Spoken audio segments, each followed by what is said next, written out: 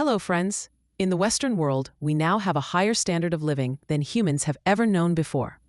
We have better medical treatment, more and better food, better housing conditions, better sanitation, more money, more welfare services, and more access to education, justice, travel, entertainment, and career opportunities. Indeed, today's middle class lives better than did the royalty of not so long ago, and yet human misery is everywhere. The psychology and personal development sections of bookstores are growing at a rate never seen before, and the bookshelves are groaning under the strain. The titles cover depression, anxiety, anorexia nervosa, overeating, anger management, divorce, relationship problems, sexual problems, drug addictions, alcoholism, low self-esteem, loneliness, grief, gambling. If you can name it, there's a book on it. Meanwhile, on the television and radio, and in magazines and newspapers, the experts bombard us daily with advice on how to improve our lives. This is why the numbers of psychologists, psychiatrists, marriage and family counselors, social workers, and life coaches are increasing with every year.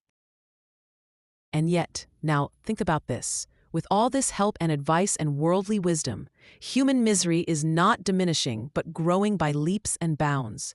Isn't there something wrong with this picture? The statistics are staggering. In any given year, almost 30% of the adult population will suffer from a recognized psychiatric disorder.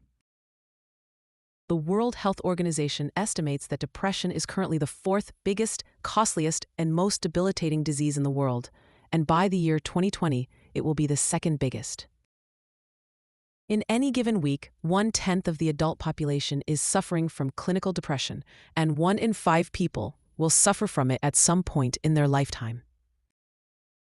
Furthermore, 1 in 4 adults at some stage in their life will suffer from drug or alcohol addiction, which is why there are now over 20 million alcoholics in the United States of America alone.